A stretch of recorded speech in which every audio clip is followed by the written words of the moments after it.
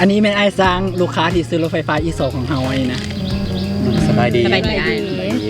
หนูอ้ายเป็นยังไงมาลีนนะพวกเฮามันนี่ม่วนบ่บรรยากาศเป็นยังไงดีบ่ อาหารแซ่บบิวก็ดีแถมพนักงานอยู่หันหน้าเว้ามวนอัธยาศัยดีบริการดีทุกคน โดย โดยมื้อนี้คือมาผู้เดียวซะนะบ่ได้เอาสู้เอาแฟนอย่างนั้นนำว่ะ บ่ได้เอาอันนั้นมาดอกแฟนน่ะมีแต่กิ๊กซื้อ หลายคนได้เนาะนี่เนาะ เป็นจังไดใช้รถไฟฟ้าของเฮาโอเคอยู่บ่ รถไฟฟ้าอีซองนี่โอเคหลายเลยบ่ว่าออปชั่นอย่างต่างๆมันมานี่มันเป็นแบบใหม่เลยคือพวกระบบเกียร์ระบบอย่างเป็นแบบหมุนแบบพวกรถแบบ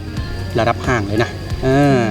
แต่ว่าอยู่ในราคาสนิทถือว่าโอเคเลยได้นะฮักเกียร์มันนะแล้วบัดนี้คือพวกสากไฟอย่างคือกันอันนี้ก็หายกังวลเลยสากไฟบ้าน200เช้านี่ก็ได้ค่าไฟสากเท่านึงนะ30,000 กีบหนึ่งแต่ว่าแลนได้305 กิโล แม่นแล้วเนาะไอ้เนาะประสุดประหยัดเลยรถไฟฟ้าเขาเพราะว่ามันบ่ได้เติมน้ำมันแน่แม่น้ำมันเครื่องก็บ่ได้ใส่อีก แมนบ่ต้องมีค่าบำรุงรักษาอย่างเบิดกระจังหน้านี่นะมันก็เป็นแบบใหม่ทันสมัยคือตาไฟนี่นะก็เป็นแบบโปรเจคเตอร์ LED นะคือโดยเฉพาะคือไฟท้ายนี่คือกันมันงามหลายมันเป็นแบบเรียนแบบ